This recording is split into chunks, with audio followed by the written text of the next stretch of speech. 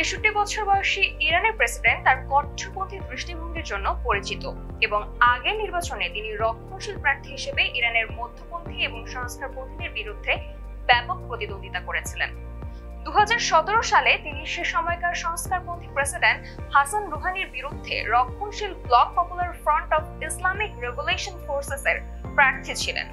2017 সালে রুহানির কাছে হেরে গেলেও 2021 সালে প্রেসিডেন্ট নির্বাচনে জয়ী হন। সে বছর দেশটির গার্ডিয়ান কাউন্সিল নির্বাচনের আগে 32 জন সংস্কারবাদী ও মধ্যপন্থী নেতার প্রার্থিতা বাতিল করে দেওয়া হয়। গার্ডিয়ান কাউন্সিল হলো 12 সদস্যের একটি সংস্থা। এটি অর্ধেক সর্বোচ্চ নেতা এবং অর্ধেক বিচার বিভাগ দ্বারা নিযুক্ত হয়ে থাকে। দেশটির সর্বোচ্চ ধর্মীয় নেতা এবং রাষ্ট্রপতির পরেই এই কাউন্সিলের ক্ষমতা।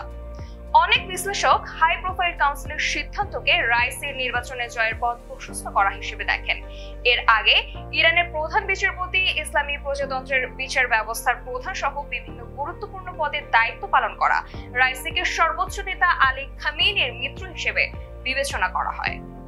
বিশ্লেষকরা তাকে বয়স্ক সর্বোচ্চ নেতার সম্ভাব্য উত্তরসূরি হিসেবেও দেখতেন।